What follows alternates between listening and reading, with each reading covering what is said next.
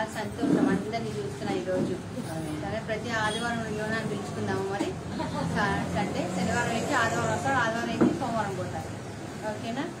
ప్రార్థన చేసుకుందాం. పరిశుద్ధుడైన దేవ ప్రభా నీకు వందనాలు, నీకు స్తోత్రము నాయన ప్రభా. గడిచిన కాలం అంతా నీ కృపలో భద్రపరచుకొని ఈ దినము నాయన తండ్రి ప్రభా నీ వాక్యానికి మమ్మల్ని అందరినీ ఆయత్తపరుస్తున్న దేవా నీకు వందనాలు అయ్యా ప్రభా. ఆరోగ్యం ఇచ్చి ఆయుష్నిచ్చి నాయన తండ్రి నాయన స్వస్థతలు విడుదల చేసి నాయన ప్రభా సంతోషాన్ని ఇచ్చి నాయన ప్రభా ఎట్టి పరిస్థితులు జయించగలిగిన శక్తిని మాకు దయచేసి నాయన ప్రభా ఈ దినము నీ వాక్యం వినడానికి నాయన వాక్యానుసారంగా జీవించడానికి నువ్వు ఇచ్చిన కృపను బట్టి నీకు వందనాలు ప్రభా. రానైపోతున్న బిడ్డలందరినీ కూడా దీవించండి. వచ్చిన ప్రతి ఒక్కరిలో ప్రభా నీ ఆత్మను నింపినైన ప్రభా నీలో బలంగా మమ్మల్ని అందరినీ వాడుకోమని యేసు నామమున ప్రార్థించి వేడుకుంటున్నాను తండ్రి. రెండు చేతుల పైకి దేవుడు స్తుతిద్దాం. Hallelujah hallelujah hallelujah hallelujah hallelujah hallelujah. Thank you Jesus. Hallelujah hallelujah hallelujah hallelujah hallelujah. స్తుతి స్తుతి మహిమా స్తుతి స్తుతి మహిమా స్తుతి స్తుతి మహిమా స్తుతి స్తుతి మహిమా ఆకాశములో భూమి చేసిన దేవా స్తుతి మహిమా సూర్య చంద్రులను చేసిన దేవా నీ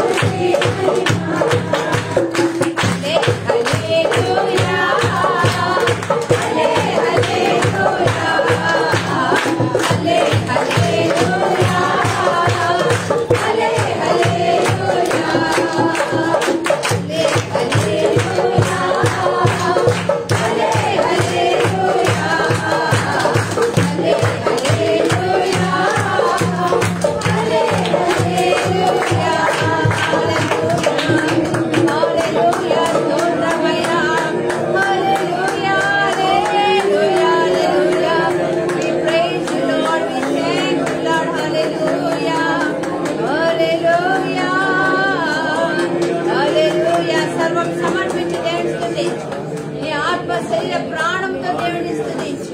హల్లెలూయా. దేవుడు చేసే మేళ్లకు, దేవుడి ఆరోగ్యంకి దేవుడిని స్తుతించు. నోరు తెరిచి దేవుడిని స్తుతించు. హల్లెలూయా హల్లెలూయా. నీతో సమమెవరు, నీలా ప్రేమించేదెవరు, నీలా ప్రేమించేదెవరు యేసయ్యా. నీలా పాపికై ప్రాణం పెట్టిన వారెవరు, నీలా పాపికై ప్రాణం పెట్టిన వారెవరు. నీతో సమమెవరు, నీలా ప్రేమించేదెవరు, నీలా ప్రేమించేదెవరు యేసయ్యా. నీలా పాపికై ప్రాణం పెట్టిన వారెవరు, నీలా పాపికై ప్రాణం పెట్టిన వారెవరు. లోక బంగారము ధనధాన్యాదులు మోగేసిన నీతో సరితూగునా. లోక బంగారము ధనధాన్యాదులు మోగేసిన నీతో సరితూగునా. శివధనులన్నీయు సప్త సంద్రములు ఒక్కటే ఎగసిన నిన్ను తాకగలవా. జీవధనులన్నీయు సప్త సంద్రములు ఒక్కటే ఎగసిన నిన్ను తాకగలవా. నిన్న ప్రేమల దేవుడేటి నీవే నా మంచి దేవుడవు. నిన్న ప్రేమ గల జాలి గల దేవుడేటి నీవే నా మంచి దేవుడవు. నిన్ను సమమెవరు, నిన్ను ప్రేమించేదెవరు, నిన్ను ప్రేమించేదెవరు యేసయ్యా. నీలా పాపికై ప్రాణం పెట్టిన వారెవరు, నీలా పాపికై ప్రాణం పెట్టిన వారెవరు. అనుగీతాలలో నాగబంధాలలో పాపమే సోకని పరిశుద్ధుడే దేవా. నాగబంధాలలో పాపమే సోకని పరిశుద్ధుడే. పాప పరిహారార్థం శివ ప్రణామని తిరిగి లేచినది దైవజనుడెవ్వరు. పాప పరిహారార్థం శివ ప్రణామని తిరిగి లేచినది దైవజనుడెవ్వరు. శివ పరిహారార్థం దేవుడేటి నీవే నా మంచి మోక్షకుడు. నీలా జాలి గల ప్రేమ గల దేవుడేటి నీవే నా విమోచకుడు. నీతో సమమెవరు, నీలా ప్రేమించేదెవరు, నీలా క్షమించేదెవరు యేసయ్యా. నీలా పాపికై ప్రాణం పెట్టిన వారెవరు, నీలా పాపికై ప్రాణం పెట్టిన వారెవరు. నీలా పాపికై ప్రాణం పెట్టిన వారెవరు, నీలా పాపికై ప్రాణం పెట్టిన వారెవరు. నీతో సమమెవరు.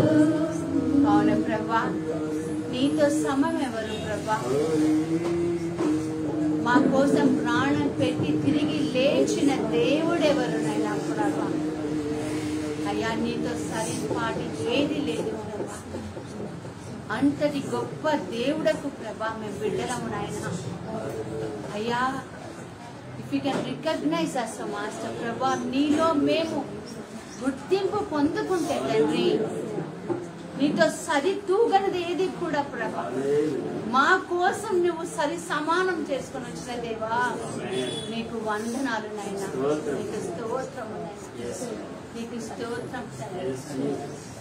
ఈ పాటి దాననయ్యా నన్నెంతగా హెచ్చించుటకు, నేనెంతటి దాననయ్యా నాపై కృప చూపుటకు. ఏ పాటి దాననయ్యా నన్నెంతగా హెచ్చించుటకు, నేనెంతటి దాననయ్యా నాపై కృప చూపుటకు.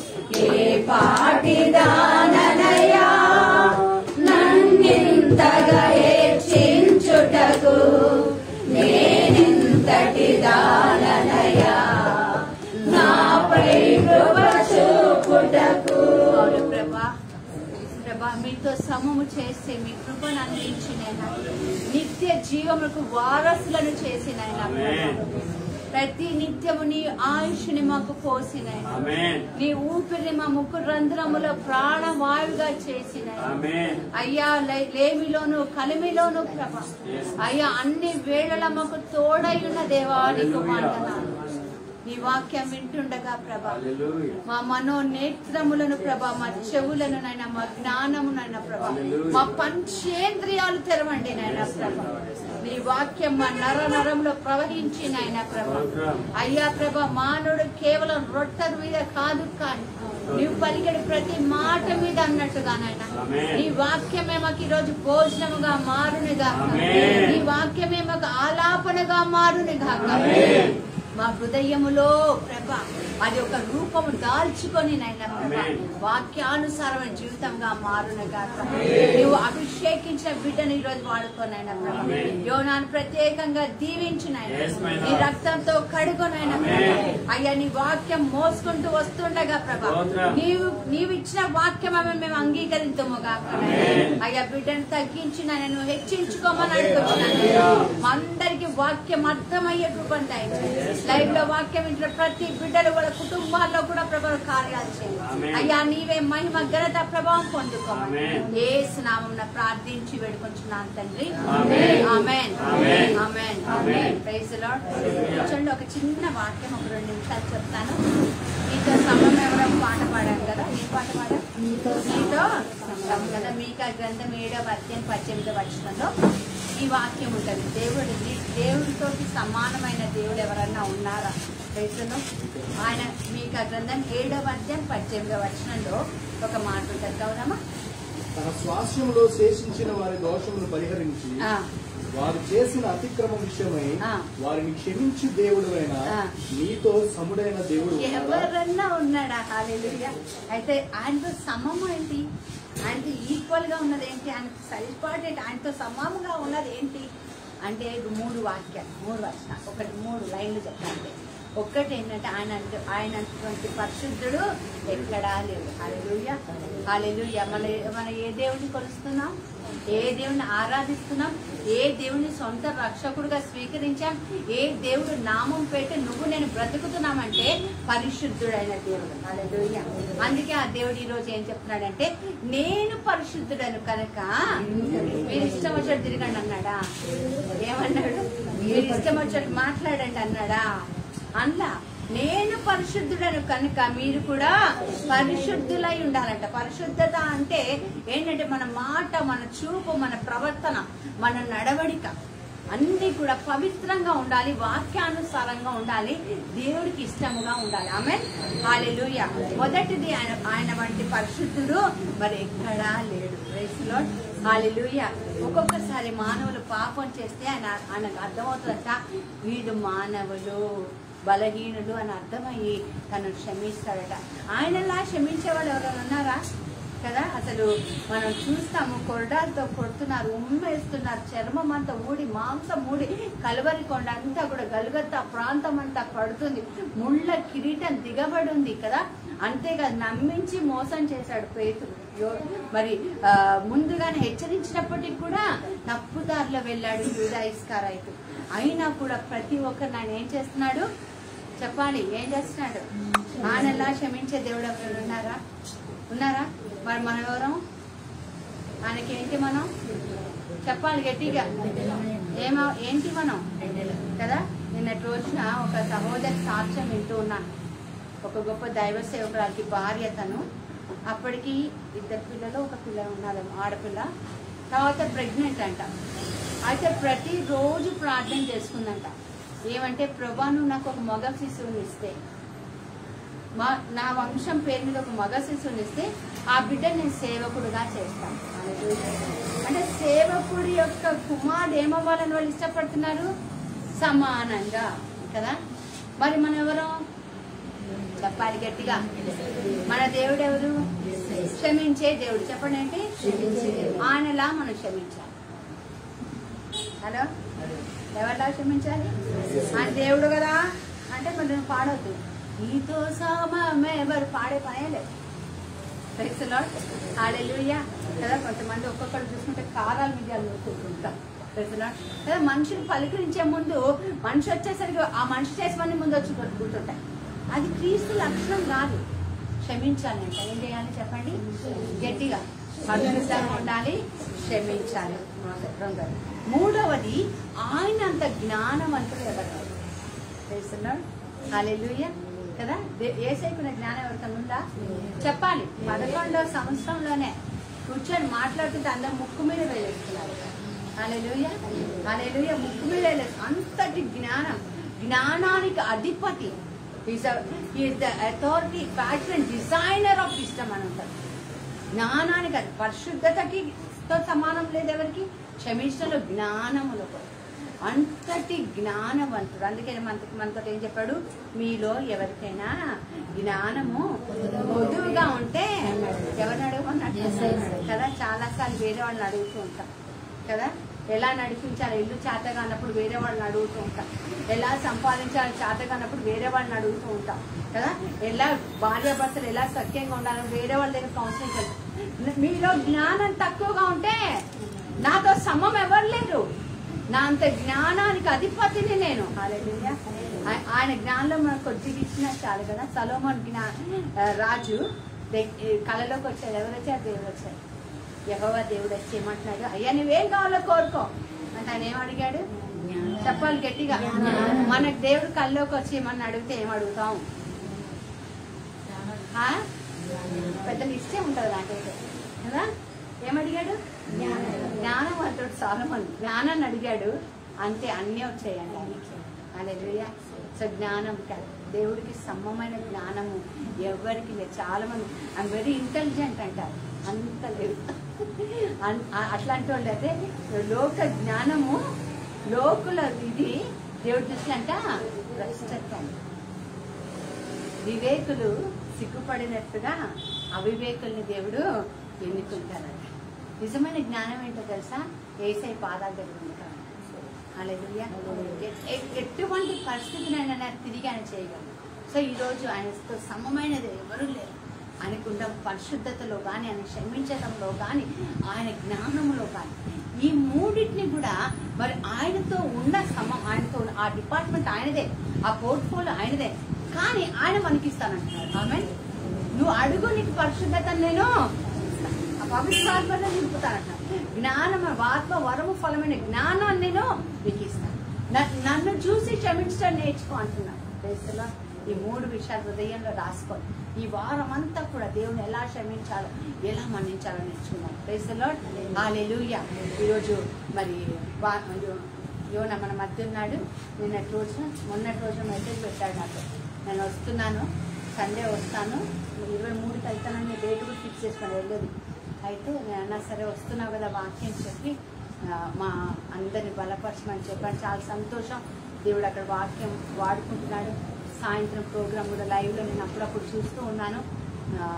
దేవుడు ఆ బిడ్డని ఇంకా దీవించిన కాక. ఒక్క నిమిషం నా కోసం ప్రత్యేకంగా ప్రార్థన చేస్తాం. మన కుడిచే పైకి ఎత్తి, ప్రభా ఈ బిడ్డను ఆశీర్వదించండి, దీవించండి నైనా. మీ రక్తంతో కడిగండి, వాక్యం మాకు అందిస్తుండగానైనా అయ్యా ప్రభా పరిశుద్ధాత్మ దేవుడు ఆ బిడ్డకు నువ్వే అయ్యా బోధించినైనా మాకు విడుదల చేయమని, బిడ్డకు మంచి జీవితం దయచేయమని వాక్యం ఇక్కడ బోధిస్తుండగా అపవాది ఎటువంటి డిస్టర్బెన్స్ కుటుంబాన్ని చేయకుండా నాయన స్వరూపాన్ని బిడ్డ చుట్టూని అగ్ని కంచెన వేసి నాయన స్వస్థతను విడుదల దయచేయమని యేసునామమున ప్రార్థిస్తున్నాను తండ్రి. ఆమేన్. Praise the lord.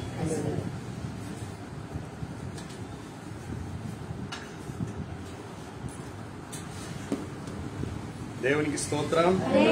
హల్లెలూయా హల్లెలూయా. గత వారం మీరు వాక్యం విన్నారు కదా. అమ్మగారు స్వాతంత్ర దినోత్సవం రోజున మంచి వాక్యం చెప్పారు. ఎంతమందికి గుర్తుంది? మేము ఇక్కడ లైవ్ చూస్తున్నాం తెలుసా? ఎంతమంది గుర్తుందమ్మా? సరే ఇప్పుడు చెప్పిన వాక్యం గుర్తుందా? యేసుక్రీస్తు ప్రభువారు ఆయనకి సముడుగా మనం ఎవరైనా ఉండగలిగామా? ఎవరైనా ఉన్నారా? ఏ ఏ విషయాల్లో? ఇప్పుడు ఇన్న వాక్యం చెప్పండి. పరిశుద్ధతలోను, క్షమించడంలోను, ఆయనకు ఉన్నటువంటి జ్ఞానంలోను ఎవరు కూడా ఆయనకి సముడుగా ఎవరు లేరు. దేవునికి స్తోత్రం, హల్లెలూయా. చిన్న ప్రార్థన చేసుకుని ఈరోజు వాక్యంలోనికి వెళ్దాం. ఎవరైతే ఇక్కడ లేరో గట్టిగా చప్పట్లు కొట్టండి. ఉన్నారా? సరే, ప్రార్థన చేసుకుందాం. చిన్న ప్రార్థన చేసుకుందాం. మహాపరిశుద్ధుడా, మహోన్నతుడా, కృపగల దేవా, నీ ప్రేమను బట్టి, నీ కృపను బట్టి ప్రభా, ఈ సమయంలో ప్రభా మా అందరినీ నీ వాక్యం వినడానికి సిద్ధపరుస్తున్నందుకు వందనాలు ప్రభా. నీ వాక్యంను చదువుతున్నా, ధ్యానిస్తున్న మా అందరినీ మీరు జ్ఞాపకం చేసుకోండి ప్రభా. అయ్యా మేము కాదు ప్రభా, నీవే మాట్లాడండి ప్రభా. నీకు వందనాలు అయ్యా. నన్నును నా లోక జ్ఞానంను అయ్యా తీసివేసి ప్రభా, నీ పరలోక జ్ఞానం చేత నింపి మీరే నాలో ఉండి ప్రభా మా అందరితోనూ మాట్లాడండి. మీరు మాట్లాడితే మేము బ్రతుకుతాం ప్రభా. మీరు మాట్లాడితే మా జీవితాలు సరిచేయబడతాయి ప్రభా. నీ మాటలు సత్యము నాయన. నీ సర్వసత్యములోనికి మా అందరినీ నడిపించమని యేసయ్య నామములో ప్రార్థన చేస్తున్నాం తండ్రి, ఆమేన్. హల్లెలూయా. దేవునికి స్తోత్రం. దయచేసి నా కోసం ఆ హెబ్రీయులకు రాసిన పత్రిక 1వ అధ్యాయము 1-2 వచనాలు చదువుతారా?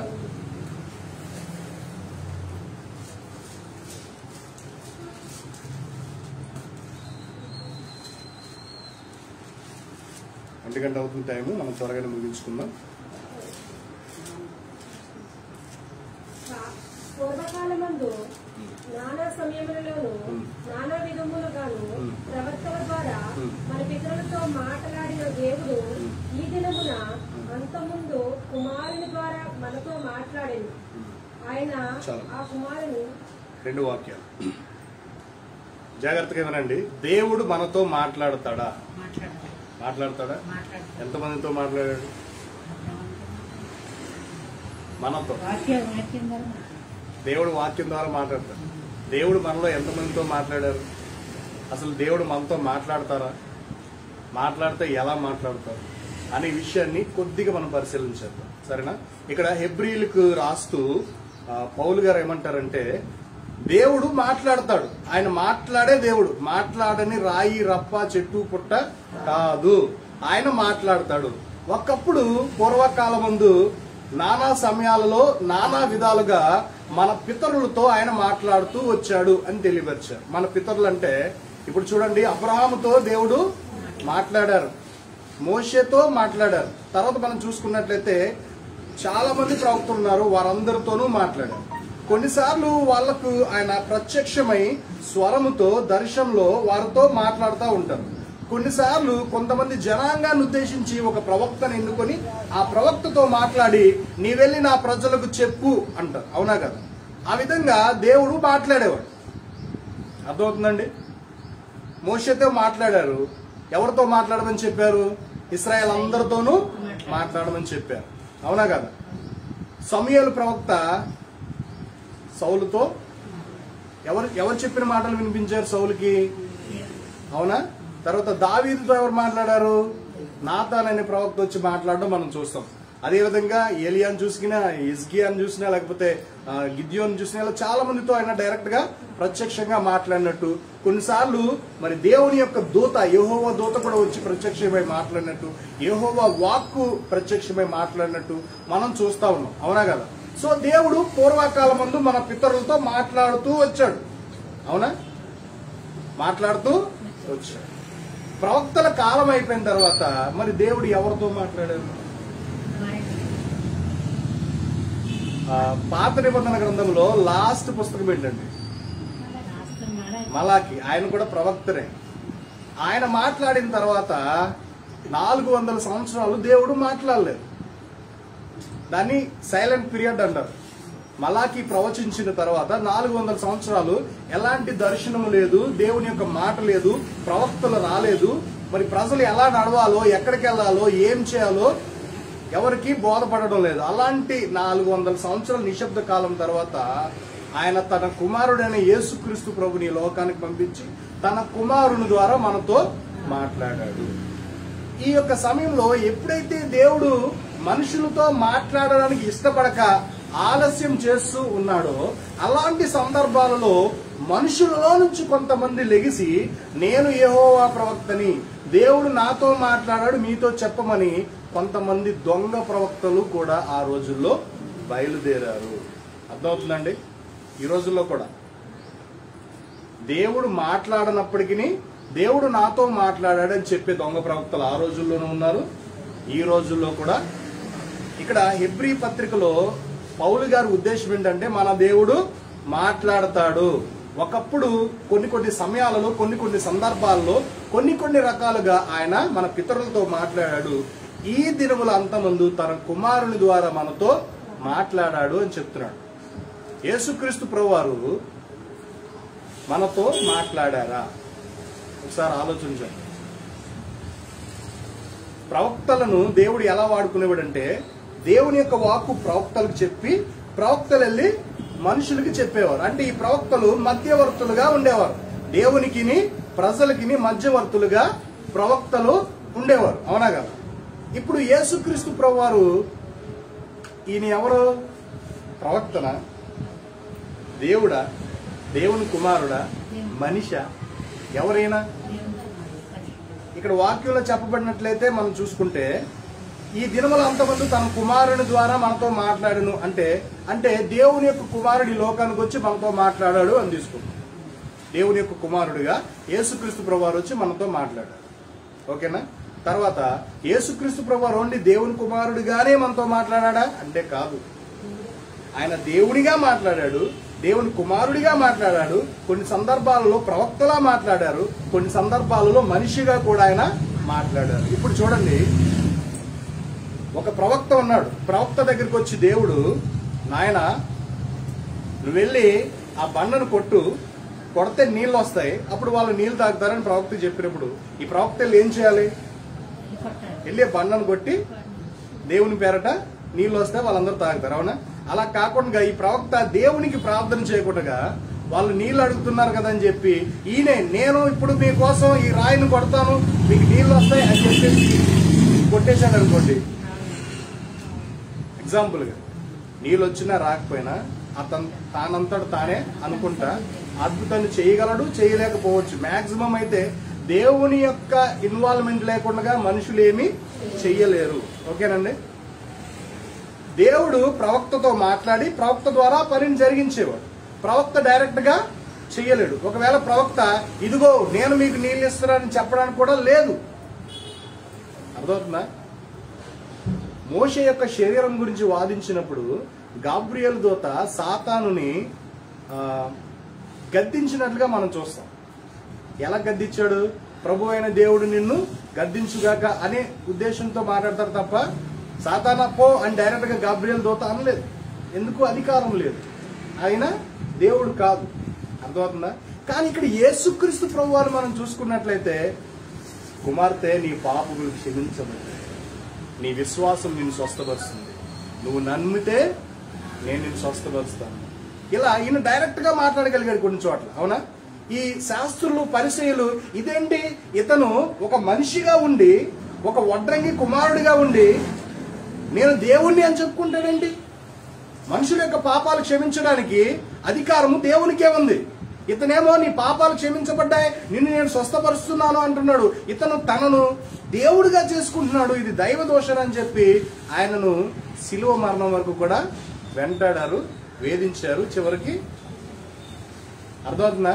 ఇక్కడ మనం అర్థం చేసుకోవాల్సింది ఏంటంటే, కొంతమంది అంటారు యేసుక్రీస్తు ప్రభువారు నేను దేవుణ్ణని ఎక్కడ చెప్పుకున్నాడయ్యా, ఆయన దేవుడని చెప్పుకోలేదు. మీ క్రైస్తవులు అపోహపడుతున్నారు, యేసుక్రీస్తు దేవుడు కాదు. ఆయన దేవుడైతే ఒకవేళ నేను దేవుణ్ణి అని చెప్పుకోవాలి కదా, ఎక్కడ చెప్పారు అని అడుగుతారు. కానీ యేసుక్రీస్తు ప్రభువారు నేను దేవుణ్ణి అని చెప్పకపోయినప్పటికీ ఇండైరెక్ట్ గా అక్కడ ఉన్న వాళ్ళందరికీ అర్థమైంది. ఏమని? ఇతను మనిషి అయి ఉండి దేవునిగా చెప్పుకుంటున్నాడు. దేవుడు తప్ప పాపాలు ఎవరు క్షమించగలరు? దేవుడు తప్ప ఎవరి కార్యాలు చేయగలరు? అర్థమవుతుందా? ఆయన చెప్పుకోలేదు, కానీ ఆయన చేసిన ప్రతి పని దేవుడు చేసిన పని ఆయన చేశాడు. హల్లెలూయా. డైరెక్ట్ గా మాట్లాడగలిగాడు, డైరెక్ట్ గా స్వస్థతలు చేయగలిగాడు, డైరెక్ట్ గా చనిపోయిన వాళ్ళని లేపగలిగాడు, గుడ్డు వాళ్ళని స్వస్థపరిచాడు, కాళ్ళు చేతులు లేని వాళ్ళు, ఓచగల వాళ్ళని, కుష్ఠరోగులు ఎంతో మందిని స్వస్థపరిచాడు, చనిపోయిన వాళ్ళని సైతం లేపాడు, దయ్యాలను గద్దించాడు. ఈ అధికారం ఎక్కడి నుంచి వచ్చింది? ఆయన దేవుడిగా ఆజ్ఞాపించాడు, కుమారుడిగా తన పనిని నిర్వర్తించాడు, ప్రవక్తగా కొన్నిసార్లు మన జీవితంలో జరగాల్సిన వాటిని వాగ్దానాలు ఇచ్చాడు. హల్లెలూయా. ఒకానొక సందర్భంలో యేసుక్రీస్తు ప్రభు వారి యొక్క స్వస్థత కార్యాలు, అద్భుతాలు, ఆయన బోధలు విని కొన్ని వేల మంది ఆయనను వెంబడించారు. అర్థమవుతుందా? మీరు కొండ మీద ప్రసంగం తీసుకోండి. 5 రొట్టెలు 2 చేపలు 5,000 మంది పురుషులు కాక ఇంకా చాలా మంది స్త్రీలు, పిల్లలు కూడా అక్కడ తిన్నట్లుగా మనం చూస్తాం. అలాంటి అద్భుతాలు 3 సార్లు జరిగాయి. అనేక వేల మంది యేసయ్యను ఫాలో అవుతూ ఆయన పెట్టే తిండిని తింటూ సంతోషంగా పండగ చేసుకుంటా ఉన్నారు. కానీ ఒకానొక సందర్భంలో ఆయన ఒక మాట డైరెక్ట్ గా చెప్పారు, మీరు తిండి కోసం వస్తున్నారా? మీరు తిండి కోసం వస్తున్నారా? నా శరీరమును నా రక్తమును త్రాగువాడే నాతో పారిభాగస్తుడు. ఇలా ఆయన కరెక్ట్ గా చెప్పేసరికి వీళ్ళలో కొంతమందికి అర్థం కాలేదు. ఏంటి ఇప్పుడు దాకా రొట్టెలు మంచిగా అన్ని దొరికాయి, ఇప్పుడేమో ఈయన శరీరం ఈయన రక్తం అన్నట్టు కొంపదీసి ఈయన శరీరాన్ని ఈయన రక్తాన్ని మేము తాగలేము, మాకు అవసరం లేదని చెప్పేసి చాలా మంది వెనక్కి వెళ్ళిపోయారు. అర్థమవుతుందా? ఎంతమంది మిగిలారు? శిష్యులు మాత్రమే మిగిలారండి. ఆయన అద్భుతాలు చేస్తున్నప్పుడు, ఆశ్చర్యాలు కార్యాలు చేస్తున్నప్పుడు, స్వస్థతలు చేస్తున్నప్పుడు కొన్ని వేల మంది వెంబడించారు, స్వస్థతలు పొందుకున్నారు, తిన్నారు, త్రాగారు, సుఖించారు, డబ్బా కొట్టుకుంటూ తిరిగారు. కానీ ఆయన నిజాన్ని చెప్పారు. ఏమని? నేనే మార్గమును సత్యమును జీవమును, నా ద్వారా తెప్పడవుడు ఎవడును తండ్రి వద్దకు రాలేడు. నా యొక్క శరీరమును తిని నా యొక్క రక్తము తాగిన వాడు మాత్రమే అని ఈ విధంగా చెప్పేసరికి చాలా మంది అలాగైతే ఇంకెవడు పరలోక రాజ్యంలో ప్రవేశిస్తాడు, మేమందరం ఇంక పరలోక రాజ్యంలో ప్రవేశించలేమోమో అని చెప్పేసి చాలా మంది వెనక్కి వెళ్ళిపోయారు. శిష్యులు మాత్రమే మిగిలారు. ఈ శిష్యులైనా పర్ఫెక్ట్ ఆ కండిషన్ లో ఉన్నారా, నిజమైన విశ్వాసంలో ఉన్నారంటే వీళ్ళలో కూడా కొన్ని అనుమానాలు ఉన్నాయి. ఒక్కొక్కరు ఒక్కొక్క ప్రవర్తనను కలిగి ఉన్నాం. దేవునికి స్తోత్రం. మీరు చూసారా, యేసుక్రీస్తు ప్రభువు చనిపోయినప్పుడు కొంతమంది మళ్ళా వలలు వేసుకోవడానికి వెళ్ళారు. వీళ్ళు ఇంతకుముందు ఏం చేశారు? రా, నిన్ను నేను మనుషులు పట్టే జాలరుగా చేస్తానంటే వలల్ని, దోణిని, తండ్రిని, బంధువుల్ని అందరిని విడిచిపెట్టి ఏసైతే వచ్చిన వాళ్ళు ఏసయ్య చనిపోగానే మళ్ళీ ఏం చేశారు? మళ్ళా వలలు పట్టుకుని చేపలు పట్టడానికి వెళ్ళారు. అర్థమవుతుందా? ఇలా ఉన్నారు జనాలు. ఏసయ్య నిత్య జీవపు మాటలు కలిగినటువంటి పరలోక రాజ్యానికి నడిపించే ఏసయ్యే దగ్గర ఉండి వాళ్ళకి అంత చెప్పినా వాళ్ళలో కూడా కొన్నిసార్లు ఆ జ్ఞానం అనేది రాలేకపోయింది. మనుషులు సహజంగానే అద్భుతాలను చూసి, ఆశ్చర్యకారాలను చూసి నమ్మి అవి లేనప్పుడు మళ్ళా వెనకకి వెళ్ళిపోతూ ఉంటారు. హల్లెలూయా. దేవుడు అద్భుతాలు చేయడానికి, ఆశ్చర్యకార్యాలు చేయడానికే వచ్చాడా ఈ లోకానికంటే? కాదు. నువ్వెక్కడున్నా నిన్ను వెతికి రక్షించి తనతో పాటుగా పరలోక రాజ్యంలో ఉంచాలనే ఉద్దేశంతో ఆయన ఈ లోకానికి వచ్చాడు. నీ శరీరానికి స్వస్థత, నీ జీవితంలో అభివృద్ధి, ఆశీర్వాదం ఈ భూమిలో నీవు జీవించినంత కాలము మట్టుకే. కానీ నీ ఆత్మ సంగతి ఏంటి అనే విషయాన్ని ఆయన అడుగుతాడు. హల్లెలూయా. నీ ఆత్మను అగ్నిలోనికి పడకుండా అగ్నిలో నుంచి లాగినట్లుగా నిన్ను రక్షించడానికి ఆయన తన సువార్తను ఈ యొక్క ప్రపంచమంతా మరి వ్యాపింపచేశాడు. హల్లెలూయా. దేవునికి స్తోత్రం. తర్వాత ఆయన ఆరోహణం, ఆయన పునరుద్ధానం అయినప్పుడు వీళ్ళందరూ శిష్యులు చూశారు, ఆయన బ్రతకడం చూశారు, ఆయన చెప్పినట్టుగా చేయడం చూశారు. అప్పుడు నమ్మారు. యేసయ్య తిరిగి లేచాడు, ఈయన మరణాన్ని జయించడాన్ని నమ్మారు. అయినప్పటికీ కొంచెం భయం ఉంది వాళ్ళలో. ఎవరి గురించి? ఈ యూదుల గురించి, ఆ రోమన్ ప్రభుత్వం గురించి భయంగా ఉంది, బయటికి రాలేకపోయారు. అప్పుడు ఆయన ఆరోహణమవుతూ ఏం చెప్పారంటే, నేను వాగ్దానం చేసినటువంటి ఆత్మను పంపేంత వరకు కూడా మీరు ఎక్కడికి వెళ్ళొద్దు, అక్కడ ఉండి ప్రార్థన చేసుకోండి అని చెప్పారు. ఆ విధంగానే ప్రార్థనలో గడుపుతున్నప్పుడు పెంతెకొస్తు దినమున పరిశుద్ధాత్ముడుగా ఆయన దిగి వచ్చినప్పుడు వారందరూ శక్తిని పొందుకున్నారు. హల్లెలూయా. అపోస్తలుల కార్యంలో 2వ అధ్యాయం 4వ వచనాన్ని ఒకసారి మనం చదువుదాం.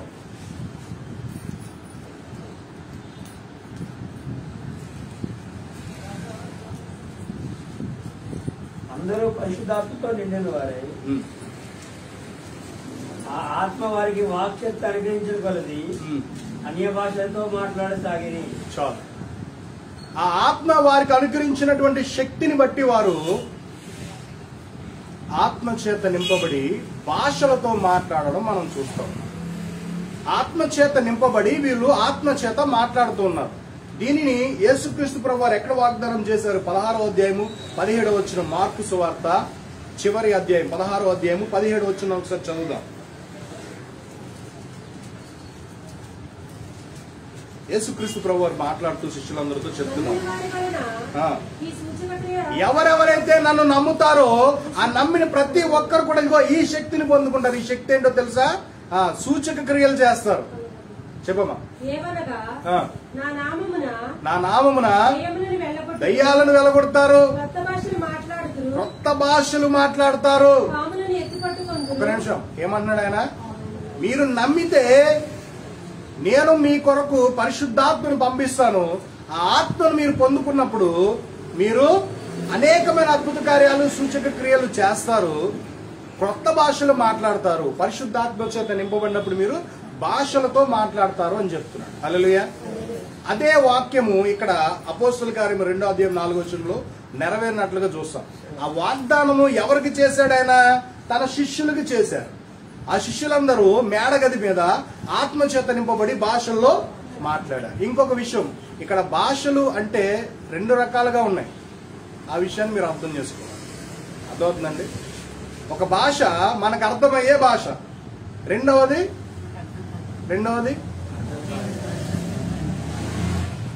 రెండవ భాష దేవునితో మాట్లాడే భాష. అది మనుషులకు అర్థం కాదు. ఎవరైతే ఆత్మచేత నింపబడి ఆ భాషావరాన్ని కలిగి ఉంటారో వారికి మాత్రమే అర్థమవుతుంది. మాక్సిమం దేవునికి ఆ భాషావరాన్ని పొందిన ఆయనకు మాత్రమే తప్ప మిగతా వాళ్ళకి ఆ భాష అర్థము కాదు. కానీ ఇంకొక భాష ఉంది, ఈ భాష అందరికి అర్థమవుతుంది. అమ్మగారు ఒకసారి చెప్పారు, ఏమని? తాను వాక్యం చెప్పడానికి వెళ్ళినప్పుడు అక్కడ అందరు తమిళలో మలయాళమో మలయాళీస్ ఉన్నప్పుడు అమ్మగారు ఆ ఆత్మచేత నింపబడి మలయాళంలో కూడా వాక్యం చెప్పగలిగారు. ఎవరిచ్చారు ఆ శక్తి? అమ్మగారికి మలయాళం భాష వచ్చా? లేదు. దేవుడు ఆత్మచేత వాడుకొని ఆ భాషలో మాట్లాడే శక్తిని ఇస్తారు. ఇక్కడ మనం గమనించినట్లయితే అపోస్తల కార్యం 2వ అధ్యాయంలో అక్కడ చాలా మంది చాలా ప్రాంతాల నుంచి వచ్చిన జనాలందరూ ఉండి వీళ్ళందరూ ఆశ్చర్యపోతున్నారు. ఏంటి వీళ్ళకి మా ఊరు భాష రాదు కదా, మా ఊరు భాషలో మాట్లాడుతున్నారు. వాళ్ళు అక్కడ రకరకాల భాషల్లో మాట్లాడుతూ దేవుడిచ్చిన శక్తిని బట్టి మాట్లాడుతూ ఉన్నారు. కొంతమంది అన్య భాషల్లో మాట్లాడుతున్నారు, కొంతమంది కొత్త భాషల్లో మాట్లాడుతున్నారు. ఎలా మాట్లాడగలిగారు అంటే వారిలో ఉన్నటువంటి పరిశుద్ధాత్మ దేవుడు వారితో మాట్లాడిస్తారు. దేవునికి స్తోత్రం కలుగును గాక. హల్లెలూయా. చూడండి, మత్తయి సువార్త 10వ అధ్యాయం 20వ వచనంలో యేసుక్రీస్తు ప్రభువారు ముందుగానే తెలియపరుస్తున్నారు. మీలో ఉండి మాట్లాడేది ఎవరో తెలుసా? మత్తయి సువార్త 10వ అధ్యాయం 20వ వచనం. అయినను నీ తండ్రి సెలవు లేక వాటిలో ఒకటైనను నేలపడదు. మీ తల వెంట్రుకలన్నీ లెక్కింపబడి ఉన్నవి గనుక మీరు భయపడకుడి. మీరనేకమైన పిచ్చుకల కంటే శ్రేష్ఠులు. అది 20 10:20. మీ తండ్రి ఆత్మ మీలో ఉండి మాట్లాడుతున్నాడే గాని మీ తండ్రి ఆత్మ మీలో ఉండి మాట్లాడుతున్నాడు గాని మాట్లాడేది మీరు కాదు. ఇది విషయం. అర్థమవుతుందా? ఇప్పుడు ఆ భాషల్లో మాట్లాడుతున్నా, జ్ఞానం చేత నింపబడి మాట్లాడుతున్నా, ఒక కుటుంబాన్ని కట్టడానికి నీకు అవకాశం వచ్చినప్పుడు సమాధానం కలిగి నువ్వు మాట్లాడుతున్నా, లేకపోతే దేవుని యొక్క ఆత్మ చేత నింపబడి నువ్వు మాట్లాడుతున్నా, మాట్లాడేది ఎవరు? అదే పోకిరి మాటలు, లోకానుసారమైన మాటలు, సీరియల్ గురించి సినిమాల గురించి మాట్లాడేది దేవుని ఆత్మ. ఒక కుటుంబాన్ని నిలబెట్టేది, ఒక ఆత్మను రక్షించడానికి మాట్లాడేది దేవునికి స్తోత్రం. హల్లెలూయా. మీలో ఉండి మాట్లాడేది ఎవరంట? పరిశుద్ధాత్మ దేవుడు. మాట్లాడేది మీరు కాదు. ఇక్కడ మనం గమనించాల్సింది ఏంటంటే దేవుడు మనతో మాట్లాడతాడు. ఎలా మాట్లాడతారు? ఒకప్పుడు ప్రవక్తల ద్వారా మాట్లాడారు, తర్వాత యేసుక్రీస్తు ప్రభువారి ద్వారా మాట్లాడారు, తర్వాత యేసుక్రీస్తు ప్రభువారు పంపించినటువంటి ఆత్మ ద్వారా ఆయన మనతో మాట్లాడుతూ ఉన్నారు. పరిశుద్ధాత్మ దేవుడు పరలోకానికి ఆరోహణమయ్యారా? చెప్పాలి. అంటే యేసుక్రీస్తు ప్రభువారు చనిపోయిన తర్వాత 3వ రోజున పరలోకానికి ఎత్తబడ్డట్టుగా పరిశుద్ధాత్మ దేవుడు పెంతెకొస్తు దినం దిగి వచ్చారు కదా. మళ్ళీ ఆయన ఎప్పుడు ఎత్తబడ్డారు మీకు ఎవరికైనా తెలుసా? బైబిల్లో రాయించలేదు కదా. పరిశుద్ధాత్మ దేవుడు ఇప్పుడు మనలో ఉన్నారు. అర్థమవుతుందా? ఆయన పరలోకానికి వెళ్ళిపోలేదు. ఆత్మదేవుడు మనతో ఉన్నాడు కాబట్టి మనకు సహాయం చేస్తాడు. మనకు కనీసం సరిగ్గా ప్రార్థన చేయడం కూడా రాదు. మనం పొందుకున్నటువంటి ఆత్మదేవుడు మనలో ఉండి మన కోసము తండ్రి అయిన దేవునికి విజ్ఞాపనలు చేస్తూ మన జీవితాలను మారుస్తూ ఆయన మన కొరకు ఎంతగానో ఉచ్చరింప సఖ్యం కానీ మూలుగులతో ఆయన ప్రార్థన చేస్తూ ఉంటారు. దేవునికి స్తోత్రం. హల్లెలూయా. పరిశుద్ధాత్మ దేవుడు ఎక్కడున్నారు? ఇప్పుడు మనలో ఉంటారు, మనతో ఉంటారు. ఎవరి గురించి చెప్పబడుతుందంటే ఎవరైతే యేసుక్రీస్తును నమ్మి ఆయన నామమున విశ్వాసం ఉంచి మారు మనస్సు పొంది రక్షణను పొంది బాప్తిసం తీసుకొని పరిశుద్ధుల సహవాసం అనేది చాలా ఇంపార్టెంట్. మీకు అర్థం అవట్లేదు. నేను రక్షణ పొందేశాను కదా అని ఇంట్లో కూర్చుంటే కుదరదు. పరిశుద్ధుల సహవాసం అనేది చాలా ఇంపార్టెంట్. ఒక ఆదివారం వచ్చి నెలలో 3 ఆదివారాలు రాకుండా మీ ఇష్టం వచ్చినట్టుగా ప్రవర్తిస్తే అది సహవాసం కాదు. అపోస్తుల బోధ ఎందును, సహవాసమందును, రొట్టె విరుచుట ఎందును, ప్రార్థన ఎందును ఎడతెగకుండా ఉన్నారు అనే వాక్యాన్ని నేను ఎన్నోసార్లు చెప్పాను. సహవాసమునకు రాకుండా టీవీలో లైవ్ వస్తుందిలే, లేదా పలానా పాస్టర్ గారు లైవ్ ఇస్తున్నారులే, నాకు ఇక్కడ సరిపోతుందిలే అనుకుంటే సరిపోదా?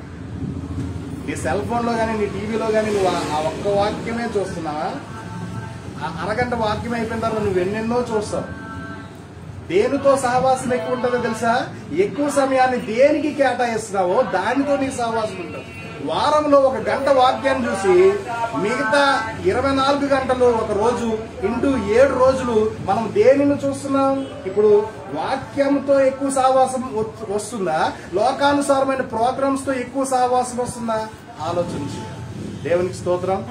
కానీ మన సహవాసం ఎవరితో ఉండాలని దేవుని వాక్యం చెప్తుంది. హల్లెలూయా. దేవునికి స్తోత్రం. పరిశుద్ధాత్మ దేవుడు మనలో ఉండి మనతో మాట్లాడతారు. దేవుడు మనతో ఎలా మాట్లాడతారో అనే అంశంలో ఇంకొక వాక్యాన్ని నేను చూపిస్తాను. సౌలు ఏ ప్రాంతానికి బయలుదేరుతూ వెళ్ళాడు? దమస్కు ప్రాంతానికి వెళ్తున్నాడు. దమస్కు ప్రాంతంలో ఉన్నటువంటి క్రైస్తవులను హింసించడానికి పర్మిషన్ లెటర్ తీసుకుని వెళ్తూ ఉండగా ఆయన ఒక చోట కింద పడ్డాడు. వెలుగు ప్రకాశించింది. ఆయన హింసించుచున్నటువంటి యేసుక్రీస్తు ప్రభువారే ప్రత్యక్షమయ్యారు. హల్లెలూయా. యేసుక్రీస్తు ప్రభువారు ప్రత్యక్షమవడం ఎప్పుడో తెలుసా? ఆయన పునరుద్ధానుడై పరలోకానికి వెళ్ళిన తర్వాత ఎవరి కోసం తిరిగి వచ్చాడు? ఆయన సౌలును పౌలుగా మార్చడానికి తిరిగి వచ్చి ప్రత్యక్షమయ్యాడు. అర్థమవుతుందండి? యేసుక్రీస్తు ప్రభువారే దిగి వచ్చి సౌలుకు ప్రత్యక్షమై సౌలును పౌలుగా మార్చి అనేక మంది కోసము ఆయనను అపోస్తలుడుగా నియమించుకోవడం మనం చూస్తాం. అంటే ఈ దేవుడు ఆత్మరూపిగా ఉన్నప్పటికీ కొన్నిసార్లు ప్రత్యక్షమై మనతో మాట్లాడతారు. ఇది నమ్మాలి. సౌలు జీవితంలో జరిగింది, ఆయన పౌలుగా మార్చుకుంటారు. నీ జీవితంలో కూడా నువ్వు కోరుకుంటే, ఆ విధమైనటువంటి విశ్వాస జీవితాన్ని నువ్వు కలిగి ఉంటే ఆయన నీకు కూడా ప్రత్యక్షమై నీతో మాట్లాడతారు. దేవునికి స్తోత్రం. యేసన్న గారి జీవితంలో ఆయన సాక్ష్యాన్ని మనం చూసినట్లయితే యేసన్న గారు కూడా చెప్పుకున్నారు, నేను దేవుణ్ణి యేసయ్యను చూశాను, ఆయన చూశాను కాబట్టే నేను సేవలోనికి వచ్చాను. ఒకప్పుడు రక్తం కక్కుకుంటూ పెంట్ల మీద మిగిలిన ఎంగిలి విస్తరలో అన్నం తింటూ రక్తం కప్పుకుంటూ ఆ స్టేషన్ చుట్టూ అక్కడ ఇటు తిరిగేవాడిని. ఒక రోజు ఇంటి దగ్గర ప్రార్థన జరుగుతూ ఉంటే ఆ ప్రార్థనలోనికి వెళ్ళాను. అక్కడ చివరిలో కూర్చున్నాను. ఆ ప్రార్థన అయిన తర్వాత నేను వస్తుంటే గొప్ప వెలుగులో యేసయ్య నాకు కనిపించాను. నా రక్తం ఆగిపోయింది, నా జీవితం మారింది. హల్లెలూయా. యేసన్న గారు సాక్ష్యం. యేసన్న గారు యేసుక్రీస్తు ప్రభువుని నేను చూశానని సాక్ష్యం చెప్పారు. దాన్ని బట్టి ఆయన అంతకాలము పరిచర్య చేశారు. హోసన్న మినిస్ట్రీ ఇప్పుడు మన ఆంధ్రాలోను ఇండియాలోను ఎంత గొప్ప స్థానంలో ఉందో మీకు తెలుసు. దేవుని స్తోత్రం. నేను ఆయన గురించే మాట్లాడుతాను. సో ఇది దేనికి ఉదాహరణగా తీసుకున్నానంటే, మన దేవుడు కొన్ని సందర్భాలలో ప్రత్యక్షమై మనతో మాట్లాడతారు. ఇంకొక విషయం మనం చూసినట్లయితే చూడండి, అపోస్తుల కార్యములు 18వ అధ్యాయం 9వ వచనం. రాత్రి వేళ దర్శనమందు ప్రభు నీవు భయపడక మాట్లాడము, మౌనముగా ఉండకము, నేను నీకు తోడై ఉన్నాను. చాలమ్మా. పౌలు భయపడతా ఉన్నాడు. పలానా ప్రదేశానికి వెళ్ళి నేను పలానా వాళ్ళతో ఎలా మాట్లాడాలి, నాకు అర్థం అవట్లేదు, భయం వేస్తుంది, ఏం మాట్లాడితే ఏమంటారో అని టెన్షన్ లో ఉన్నప్పుడు దేవుడు ఆయనకి దర్శనమందు ప్రత్యక్షమై, నువ్వు భయపడొద్దు, నేను నీకు తోడుగా ఉన్నా. దర్శనంలో కూడా దేవుడు మనతో మాట్లాడతాడు. మన పరిస్థితిని బట్టి, మన విశ్వాసాన్ని బట్టి దర్శనమును కూడా ఆయన మనకు అనుగ్రహిస్తాడు. కళల ద్వారా మాట్లాడతారు, దర్శనముల ద్వారా మాట్లాడతారు, తానే ప్రత్యక్షమై మాట్లాడతారు. తర్వాత ఇంకొక వాక్యం నేను చదివి వినిపిస్తాను మీకోసం.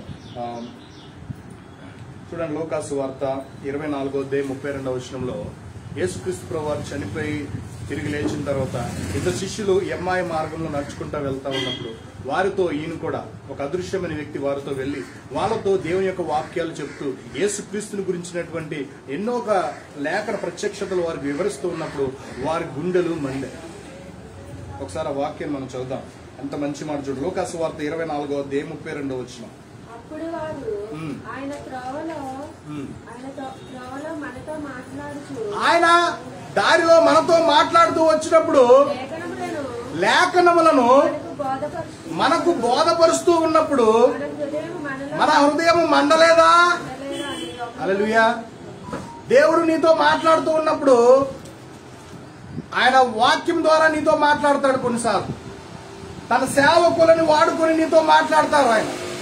ఆ వాక్యాలు నీ హృదయంలోనికి వెళ్ళినప్పుడు నీ హృదయం మండుతుంది. హల్లెలూయా. ఆయన మాటలు నీ హృదయాన్ని పశ్చాత్తాపానికి నడిపిస్తాయి, మారు మనసుకు నడిపిస్తాయి, నీ జీవితాన్ని మారుస్తాయి.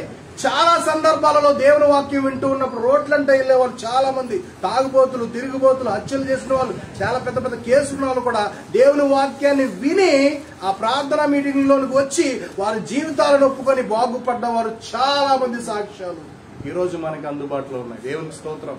దేవుడు తన వాక్యంతో మాట్లాడతారు. ఎలా మాట్లాడతారు? ఇప్పుడు ఎన్ని రకాలుగా ఆయన మనతో మాట్లాడతారన్నా? దేవుడు ప్రవక్తలతో మాట్లాడారు ఒకానొక కాలంలో. యేసుక్రీస్తు ప్రభు వారి ద్వారా మనతో మాట్లాడారు. తన ఆత్మ ద్వారా ఇప్పుడు మనతో మాట్లాడుతున్నారు. ఇది జరుగుతూనే ఉంది. ఈ ఆత్మతో మాట్లాడడం అనేది ఆత్మను కలిగి ఉన్న ప్రతి క్రైస్తవుని జీవితంలో జరుగుతూనే ఉంటుంది. ఇంకా ఆయన తన వాక్యంతో మాట్లాడతారు. ఆయన ప్రత్యక్షమై మాట్లాడతారు, దర్శనాల ద్వారా మాట్లాడతారు, కళల ద్వారా, స్వప్నముల ద్వారా ఆయన మనతో మాట్లాడతారు. నమ్ముతున్నారు? దైవ సేవకులను వాడుకొని ఆయన మన జీవితాలలో మనం సరిచేయబడాలని ఆయన ఆశపడ్డప్పుడు గద్దిస్తారు, ఖండిస్తారు. నువ్వు దుఃఖంలో ఉన్నప్పుడు నీకు ఆదరణ కలిగించే మాటలు చెప్పి నిన్ను ఓదారుస్తారు. హల్లెలూయా. ఎంత గొప్ప దేవుడు అండి. నీ జీవితం రాంగ్ వేలో వెళ్తున్నప్పుడు నువ్వు వెళ్తున్న మార్గం తప్పు, ఇదిగో ఈ మార్గంలోనికి రా అని నిన్ను సరిచేయగలుగుతారు, నిన్ను ఆదరించగలుగుతారు, నిన్ను ఓదార్చగలుగుతారు, నీ కన్నీరు తొడవగలుగుతారు, నీ దుఃఖాన్ని సంతోషంగా, నాట్యంగా మార్చగలిగిన వాడు మన దేవుడు. దేవునికి స్తోత్రం కలుగుగాక. హల్లెలూయా. ప్రకటన గ్రంథము 1వ అధ్యాయము 12వ వచనాన్ని మనం ఒకసారి చూసినట్లయితే, ప్రకటన గ్రంథం 1వ అధ్యాయము 12వ వచనం, అక్కడ ఒక స్వరము విన్నాడు అపోస్తులైన యోహాను. ఇది వినగా నాతో మాట్లాడుతున్న స్వరం ఏమిటా? నాతో మాట్లాడుతున్నటువంటి ఆ స్వరం ఏమిటా అని చూసినప్పుడు చాలు. అక్కడ ఎవరున్నారో తెలుసండి? ఆ దీపస్తంభముల మధ్య మనుష్య కుమారుడు అక్కడ కనిపిస్తారు. దేవునికి స్తోత్రం. యేసుక్రీస్తు ప్రభువారు అక్కడ కనిపిస్తారు. ఆయన ఎలా మాట్లాడుతున్నాడు? తన స్వరముతో మెల్లనైన, తీయనైనటువంటి, ప్రవాహ జలంలో వంటి సుందరమైనటువంటి, చల్లనైన, మెల్లనైన స్వరముతో ఆయన మనతో మాట్లాడతారు. కొన్ని సందర్భాలు నువ్వు ఏకాంతముగా దేవునితో సమయాన్ని ఎప్పుడైనా గడపడానికి ప్రయత్నం చేశావా? మన జీవితంలో చాలా విలువైన ఒక సమయాన్ని మనం కోల్పోతున్నాం. దేవునితో ఏకాంతంగా మాట్లాడే సమయాన్ని, ద క్వైట్ టైం. ఎంతమంది దేవునితో ఏకాంతంగా గడపడానికి అసలు మీరు సమయాన్ని కలిగి ఉన్నారా?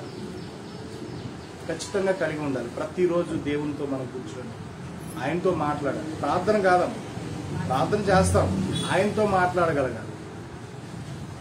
మాట్లాడుతూ ఫస్ట్ నువ్వు ఆయనతో మాట్లాడుతూ ప్రారంభించావు అనుకో, నీకే సమాధానం వినిపించదు, రెగ్యులర్ రొటీన్ గానే ఉంటది. కానీ నువ్వు మాట్లాడుతూ ఉన్నప్పుడు ఆయన నీతో మాట్లాడుతున్నాడు. హల్లెలూయా. చాలా మంది జీవితాల్లో జరిగింది. మన జీవితంలో దేవునితో మాట్లాడాలని మనం నిర్ణయం తీసుకోవాలి. ముందు నిర్ణయం తీసుకొని మనం మాట్లాడగలగాలి. ఆయనతో మనం మాట్లాడుతూ ఉన్నప్పుడు ఆయన మనతో మాట్లాడతారు.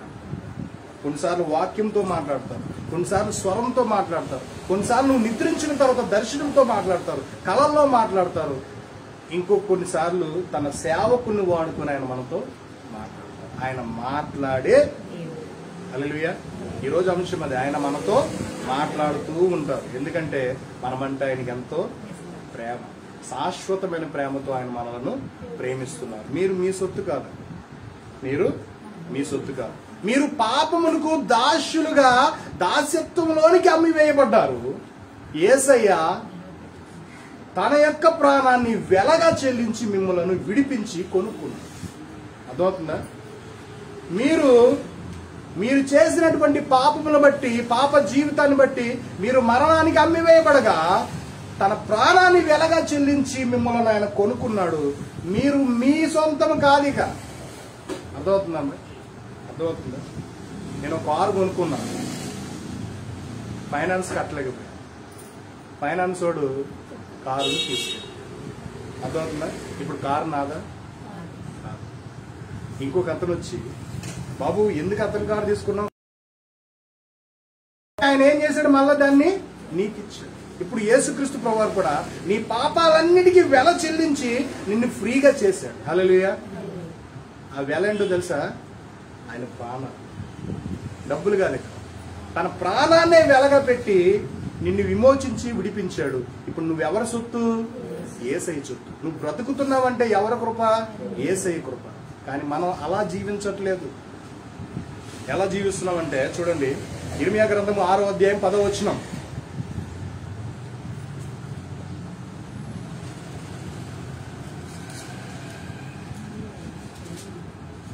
ఇర్మియా గ్రంథం 6వ అధ్యాయం 10వ వచనం. ఎవరికి సాక్ష్యం ఇచ్చేదను? చదువు.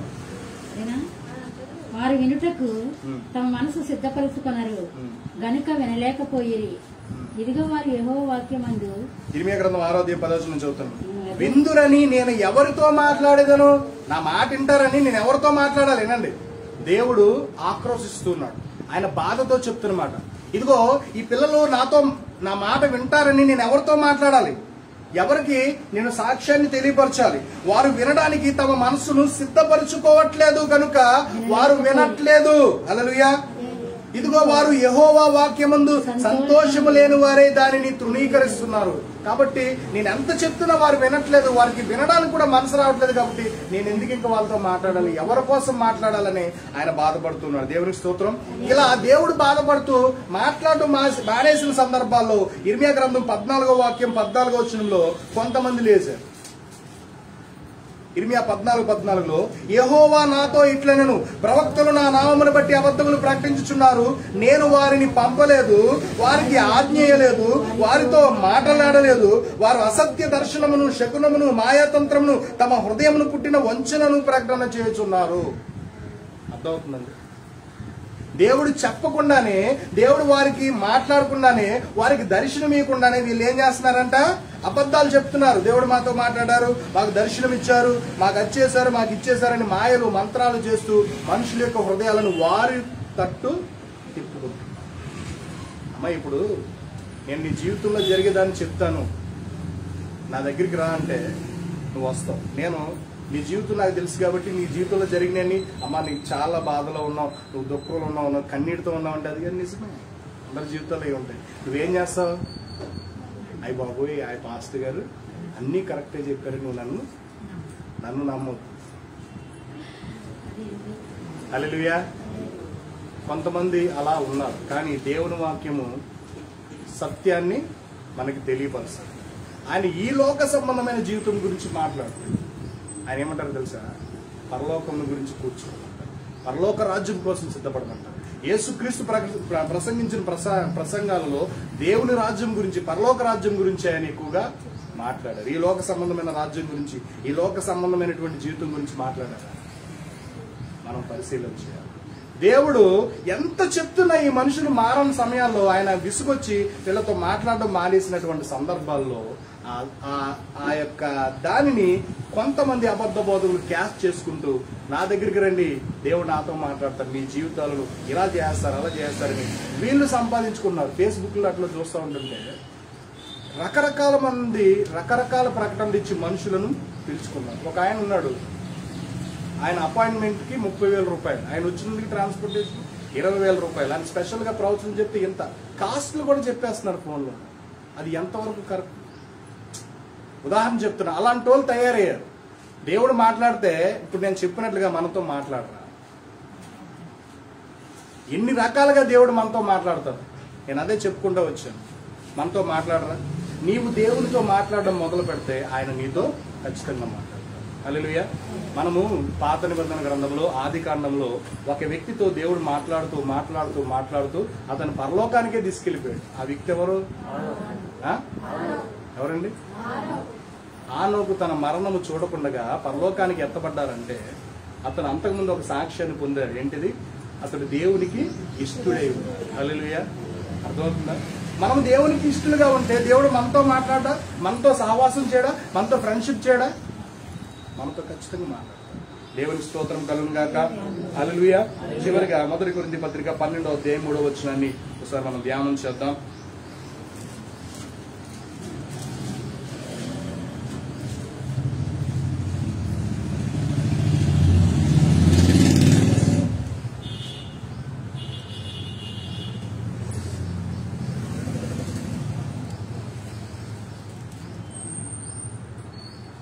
మొదటి కొరింథీ పత్రిక 12వ అధ్యాయం 3వ వచనం. ఇందుచేత దేవుని ఆత్మ వలన మాటలాడు వాడెవడును యేసు శాపగ్రస్తుడని చెప్పడనియు, పరిశుద్ధాత్మ వలన తప్ప ఎవడును యేసు ప్రభువని చెప్పలేడనియు నేను మీకు తెలియజేయుచున్నాను అని అంటాడు. హల్లెలూయా.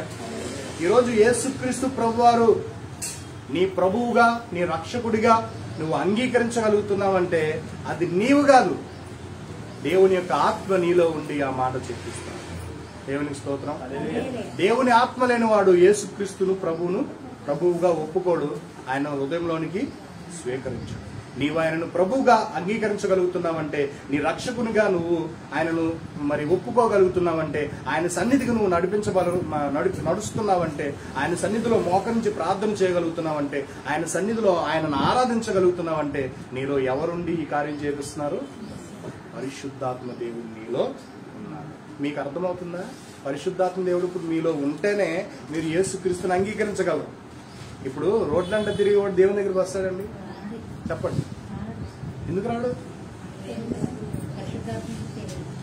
మా ఉండి ప్రాంతంలో చాలా మంది ఉన్నారు, కానీ ఎంతమంది వస్తారు ప్రార్థనకి? కొంతమందే వస్తారు. ఎందుకు మిగతా వాళ్ళందరూ రారు? కనీసం వాళ్ళకి బైబిల్ అంటే ఏంటో తెలియదు, ప్రార్థన అంటే ఏంటో తెలియదు. మళ్ళా మా చర్చ్ అయిపోవాలి, మా చర్చిలో పెళ్లిళ్ళు అయిపోవాలి, ఇలా చాలా మంది చెప్తా ఉంటారు. కానీ వాళ్ళు చర్చిలకు రారు. కనీసం దేవుడు ఏంటి, అసలు బైబిల్ ఎన్ని పుస్తకాలు ఉన్నాయి, ఎంతమంది ఉన్నారో, ఏం జరిగింది అసలు వాళ్ళకి తెలియదు. ఇప్పుడు కనీసం దేవుని గురించి చెప్తే ఇలా వెళ్ళిపోతారు పక్క నుంచి. మళ్ళీ కనిపిస్తే అయ్యగారు మా కోసం ప్రార్థన చేయండి అంటారు. ప్రార్థన చేయండి అనే మాట మాత్రమే నేర్చుకున్నారు. హల్లెలూయా. ఎందుకు వాళ్ళు దేవుని దగ్గరికి రాలేకపోతున్నారు? మన ప్రాంతంలోనే కాదు, చాలా ప్రాంతాల్లో చాలా మంది దేవుని దగ్గరికి ఎందుకు రాలేకపోతున్నారంటే దేవుని యొక్క ఆత్మ వారిలో. మనం ఈ దేవుని సన్నిధికి వచ్చామంటే కూడా నా తండ్రి ఆకర్షిస్తేనే తప్ప మీరెవరు కూడా నా యొద్దకు రాలేరు. తండ్రి అయిన దేవుని యొక్క ఆత్మ మనలో ఉంది కాబట్టి మనం దేవుని సన్నిధికి రాగలిగాము, ఆయన ఆరాధించగలుగుతున్నాము, ఆయన మాటలు వినగలుగుతున్నాం. దేవునికి స్తోత్రం. కాబట్టి మనం ఒకటి అర్థం చేసుకోవాలి, దేవుని ఆత్మ మనలో ఉంది, ఆయన మనతో మాట్లాడతాడు. ఇప్పుడు చెప్పండి, మీలో ఎవరితో దేవుడు మాట్లాడడు? దేవుడు మాట్లాడడానికి ఏమైనా క్వాలిఫికేషన్ ఉందా? పరువు, ప్రతిష్ట, డబ్బు, క్యాస్ట్ ఏమైనా ఉన్నాయా? ఒకే ఒక్కటి క్వాలిఫికేషన్. ఏంటి? నీవు ఆయనను నమ్మి రక్షణ పొంది సహవాసంలో ఉంటూ విశ్వాస జీవితాన్ని జీవిస్తూ పరిశుద్ధంగా జీవిస్తూ, అర్థమవుతుందండి? అర్థమవుతుందా? పరిశుద్ధంగా జీవిస్తూ గొప్ప సాక్ష్యాన్ని కలిగి ఉంటే ఆయన నీతో ఎందుకు మాట్లాడు? హల్లెలూయా. ఖచ్చితంగా మాట్లాడతాడు. అలాంటి కృపాధన్యత దేవుడు మనకి దయచేయును గాక. ఆమేన్.